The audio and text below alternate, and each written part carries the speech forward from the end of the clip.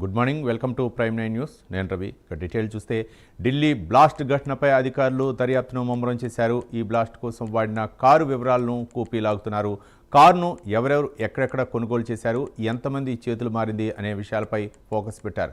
మొదటగా ఈ కారును గురుగావ్లో సల్మాన్ అనే వ్యక్తి కొనుగోలు చేసినట్లు అధికారులు గుర్తించారు. తర్వాత కొంతకాలానికి సల్మాన్ దాన్ని అమ్మేగా రాయల్ కార్ జోన్ అనే సంస్థ ద్వారా తారిక్ అనే వ్యక్తి కారును కొనుగోలు చేశాడు. ఇలా ఇప్పటి వరకు 2 చేతులు కారు మారినట్లు పోలీసులు గుర్తించారు.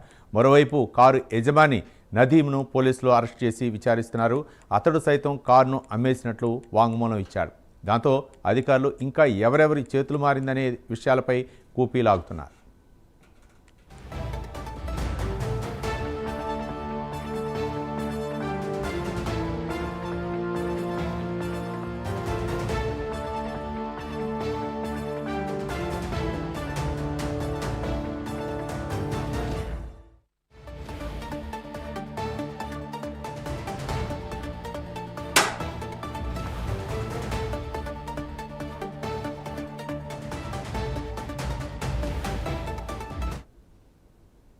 ఢిల్లీ బ్లాస్ట్ ఘటనపై అధికారులు దర్యాప్తును ముమ్మరం చేశారు. ఈ బ్లాస్ట్ కోసం వాడిన కారు వివరాలను కూపీలాగుతున్నారు. కారును ఎవరెవరు ఎక్కడెక్కడ కొనుగోలు చేశారు, ఎంతమంది చేతులు మారింది అనే విషయాలపై ఫోకస్ పెట్టారు.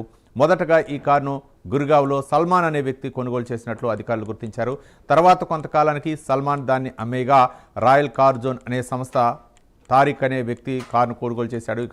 ఇలా ఇప్పటి వరకు 2 చేతులు కారు మారినట్లు పోలీసులు గుర్తించారు. మరోవైపు కారు యజమాని నదీంను పోలీసులు అరెస్ట్ చేసి విచారిస్తున్నారు.